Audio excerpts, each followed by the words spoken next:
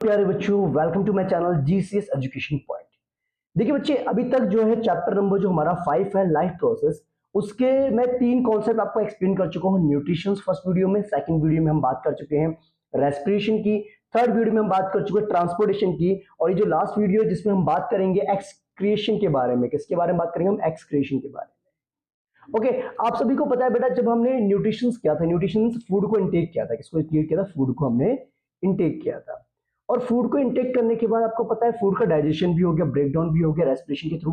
Okay, अब हमारी body में जो ट्रांसपोर्टेशन भी हो गया, मतलब हर एक सेल के पास हमारा जो फूड है, फूड के अंदर जो न्यूट्रिएंट्स हैं, वो सारी चीजें सप्लाई हो चुकी है, इवन ऑक्सीजन गैस भी सप्लाई हो चुकी है।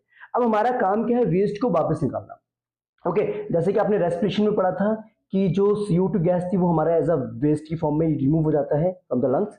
ओके, तो वैसे ही हमारा जो बाकी रिमेनिंग जो वेस्ट होता है, जैसे आपका लिक्विड वेस्ट की अगर हम बात करें, ओके, तो उसका रिमूवल होना भी हमारी बॉडी के लिए जरूरी होता है। और जैसे कि आपने उसमें पढ़ा था ना, अपने ह्यूमन डाइजेस्टिव सिस्टम में, उसमें हमने बताया था कि वहां पर आपका सॉलिड वेस्ट जो रिमूव होता था एनएस के थ्रू, वो आपका डाइजेस्टिव प्रोसेस वाला हो गया। ठीक है, लंग्स के थ्रू आपने क्या कहते हैं, आपने कार्बन डाइऑक्साइड गैस को रिमूव करवा दिया। अब आती है बात बेटा, जो नाइट्रोजन वेस्ट है, देखो होता क्या है ना, देखो आपको पता होना चाहिए, जो ये जब मेटाबॉलिज्म हुआ, ब्रेकडाउन हुआ फूड का, और पूरी बॉडी में सप्लाई हुआ, तो ऑब्वियसली बात है हमारी बॉडी के अंदर कुछ वेस्ट प्रोडक्ट भी होंगे। उस वेस्ट प्रोडक्ट का रिमूवल भी होना जरूरी है।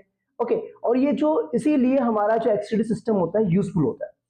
अगर हमारी बॉडी में एक्सक्रीटरी सिस्टम नहीं होगा तो हमारी बॉडी के अंदर जो वेस्ट प्रोडक्ट अमाउंट जो है वो बढ़ता जाएगा, और जिसके वजह से हमारी बॉडी टॉक्सिक हो जाएगी और इवन द डेथ हो जाएगी उस पर्सन की। ओके, तो देखो एक्सक्रीशन की अगर बात करें, ये क्या होता है? एक प्रोसेस होता है। किस चीज का प्रोसेस होता है? Removal of harmful metabolic waste from the body, उसे हम एक्सक्रीशन कहते हैं। ठीक है, आई थिंक बात समझ में आ गई। अब इसमें क्या क्या चीजें होती है? देखो, एक तो नाइट्रोजन मटेरियल्स होते हैं, नाइट्रोजन वेस्ट, जिसमें आपका यूरिक एसिड हो सकता है, और क्या कहते हैं आपका यूरिया हो सकता है। ठीक है, तो और भी काफी सारे वेस्टेज होते हैं, वो हाथ से निकलते हैं, कुछ सॉल्ट होते हैं। ओके, तो वो सारी चीज हाथ से हम रिमूव करते हैं। किससे? With the help of a excretory system. जैसे अगर बात करें यूनिसेलुलर में, तो यूनिसेलुलर का आप सभी को पता है बेटा क्या होता है? डिफ्यूजन प्रोसेस से वो क्या करते हैं? अपने वेस्ट को रिमूव कर देते हैं। लेकिन जब मल्टी सेलुलर ऑर्गन्स की बात करते हैं, तो उनके अंदर एक स्पेशलाइज्ड ऑर्गन होता है। क्या होता है? कि स्पेशलाइज्ड ऑर्गन होता है जिसके थ्रू वो क्या करते हैं? वेस्ट को रिमूव करते हैं। जैसे देखो बेटा, यहाँ पर दिखा रखा आपको, ये है आपका excretory system. Okay, excretory system basically मैंने आपको बता दिया, इसके अंदर क्या होती हैं? पेयर ऑफ किडनीज होती हैं, 2 किडनीज होती हैं, यूरेटर्स होते हैं, यूरिनरी ब्लैडर होता है, और यूरेथ्रा होता है। किडनी कहाँ लोकेट होती है? Back side of the abdomen, backbone के साइड में। ठीक है, आगे वाले पोर्शन में तो आपको पता है इंटेस्टाइन्स वगैरह आती है, तो बैक पोर्शन में क्या होती है? आपकी किडनी होती है। और किडनी उसको जिस तरीके से होती है, यहाँ पर ये बड़ा डायग्राम गलत नहीं बना हुआ है। किडनी की जो हाइट है ना, जैसे ये जो किडनी का लेवल है और ये दूसरी किडनी का लेवल है, इसमें डिफरेंस है। ये थोड़ी सी उठी हुई है और ये थोड़ी सी नीचे की तरफ है। ठीक है, एक्चुअल में ऐसा ही होता है, कोई डायग्राम में यहाँ पर मिस्टेक नहीं है। अब देखो होता है क्या, समझना बात को बेटा। देखो यहाँ पर मैं आपको बता दूं, ये जो वाला पार्ट आपका जो रेड वाला दिख रहा है, दिस वन, जिसको हमने यहाँ पर बोला है आयोटा। आयोटा बेसिकली क्या करता है? ऑक्सीजनेटेड ब्लड को लेकर के आता है बॉडी से, जिसके अंदर वेस्ट मटेरियल भी होता है। और वेस्ट मटेरियल किस फॉर्म में होंगे? वो आपके देखो यहाँ लिखा हुआ है, या तो वो यूरिया होगा, यूरिक एसिड होगा। ठीक है, तो इस फॉर्म में, यानी कि नाइट्रोजन वेस्ट होंगे, कुछ सॉल्ट होंगे, और कुछ जो है हार्मफुल टॉक्सिक सब्सटेंसेस होंगे, वो यहाँ पर आता है। कहाँ आएगा? ऑक्सीजनेटेड ब्लड तो होगा, यहाँ से आयोटा से ऑक्सीजनेटेड ब्लड आएगा, और वो जाएगा कहाँ? किडनी में जाएगा, यहाँ किडनी के अंदर चले जाएगा with the help of renal, left renal artery. ठीक है, रेनल आर्टरी या किडनी आर्टरी भी इसको बोलते हैं हम, क्योंकि ऑक्सीजनेटेड ब्लड को लेकर के आता है। फिर इसके अंदर किडनी के अंदर एक फिल्ट्रेशन यूनिट होती है, जिसके बारे में फर्दर मैं आपको एक्सप्लेन करूंगा, जिसका नाम होता है नेफ्रॉन। यहाँ किडनी के अंदर एक फिल्ट्रेशन यूनिट होती है। अब क्या होता है? ये जो ब्लड हमारा है, जिसमें ऑक्सीजन तो है, साथ में वेस्ट मटेरियल भी, वो आपकी किडनी के अंदर गया। डिफ्यूजन से क्या होगा? वो कैपिलरीज के थ्रू आपके सेल्स में चल जाएगा, किडनी के जो फिल्ट्रेशन यूनिट से नेफ्रॉन्स के अंदर चल जाएगा, और नेफ्रॉन्स में फिल्टर होने के बाद वो क्या करेगा? लेफ्ट रेनल वेन के थ्रू डीऑक्सीजनेटेड ब्लड जो होगा आपका, वो यहां से निकल जाएगा, मतलब क्लीन ब्लड। क्लीन मतलब हो गया उसमें वेस्ट मटेरियल बिल्कुल भी नहीं होंगे। और जो फिल्ट्रेट होगा वो इस यूरेटर्स के थ्रू, ये जो ट्यूब्स दिख रही है आपको, ये जो दीज आर द ट्यूब्स, इनको कहते हैं हम यूरेटर्स। क्या कहते हैं इनको? हम यूरेटर्स कहते हैं। क्या इनका नाम होता है? यूरेटर। ठीक है, अब यूरेटर्स के थ्रू ये चल जाएगा, यूरिनरी ब्लैडर में स्टोर हो जाएगा। और यूरिनरी ब्लैडर जो हमारा है, ये हमारे नर्वस सिस्टम के अकॉर्डिंग कंट्रोल होता है। ओके, और ये जब तक रिलीज नहीं होता जब तक हम इसमें क्या आता है, प्रेशर मेंटेन होता है। ओके, और उसके बाद यूरेथ्रा के थ्रू हम यूरिन को बाहर निकाल देते हैं।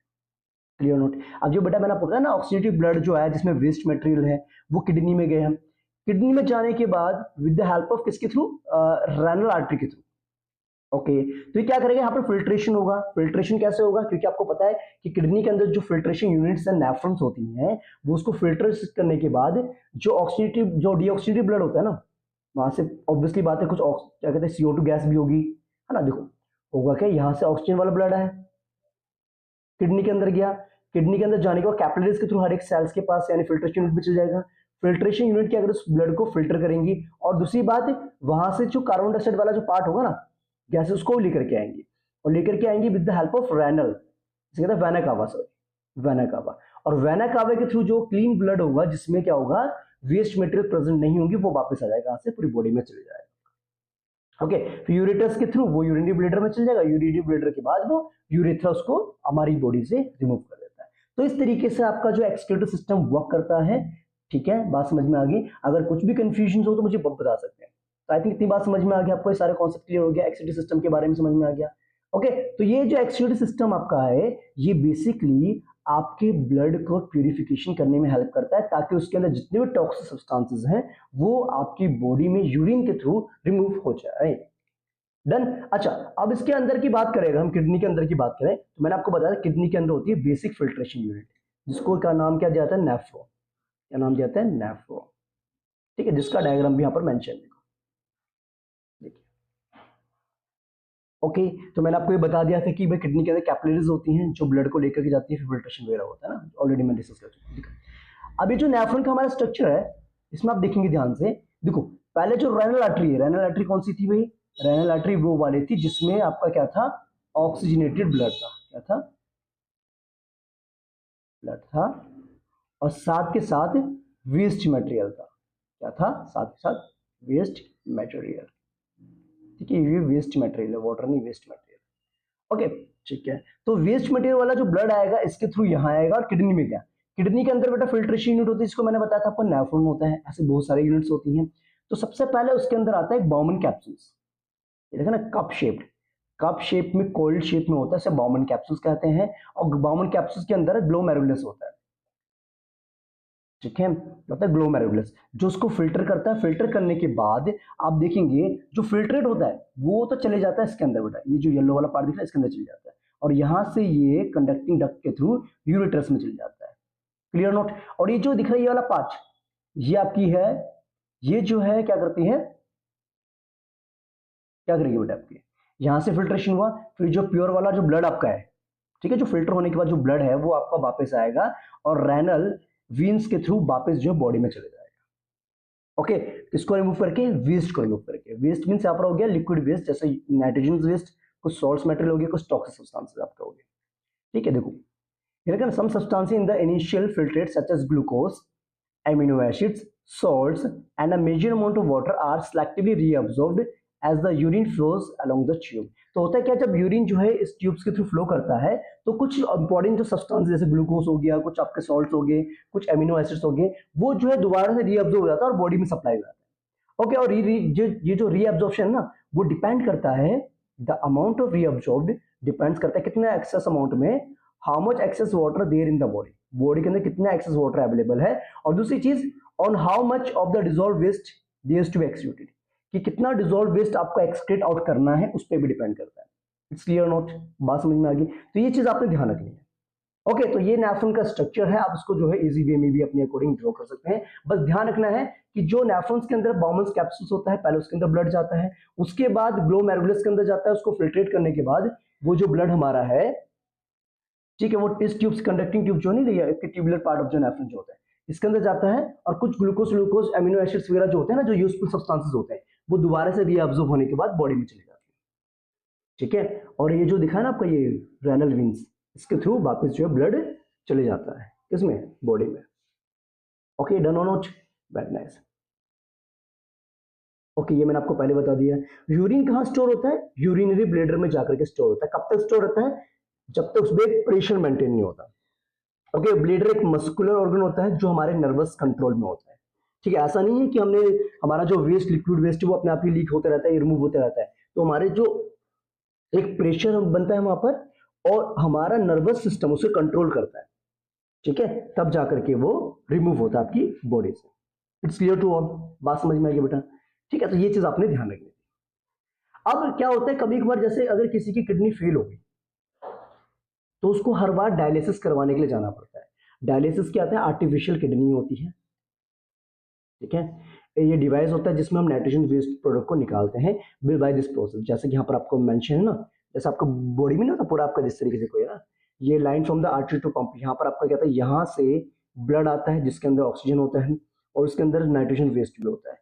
फिर उसको क्या कहते हैं, ट्यूब के अंदर डाला। ये जो tube made of selectively permeable membrane, ये ट्यूब बनी है ना, ये बनी हुई है एसपीएम यानी कि सिलेक्टिवली परमिएबल मेम्ब्रेन की बनी हुई है, जो डिफ्यूजन प्रोसेस से क्या करता है, उसके अंदर से नाइट्रोजन वेस्ट को रिमूव करने में मदद करता है।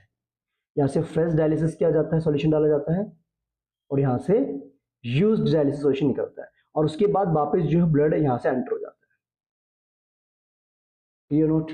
ओके, देखो, in a healthy adult the initial filtrate rate in the kidneys about 180 litre. जो इनिशियल फिल्ट्रेट होता है ना वो लगभग 180 लीटर होता है। और दूसरी बात यहाँ पर लिखा हुआ है, the volume actually excreted is only 1 to 2 litre a day. तो लगभग जो हम जितना भी हमारा लिक्विड वेस्ट जो निकलता है वो लगभग 1 से 2 लीटर के आसपास ही होता है। ठीक है, बिकॉज द रिमेनिंग जो पार्ट होता है ना, रिमेनिंग जो फिल्ट्रेट होता है वो वापस हमारे किडनी ट्यूबल्स में चले जाता है, एब्जॉर्ब हो जाता है, ताकि हमारी बॉडी के अंदर जो आयंस है उनकी कमी ना हो। ओके, अदरवाइज क्या होगा, अगर इंपॉर्टेंट सब्सटेंस भी हमारी बॉडी से रिमूव हो जाएंगे तो हमारी बॉडी को प्रॉब्लम होना स्टार्ट हो जाएगी।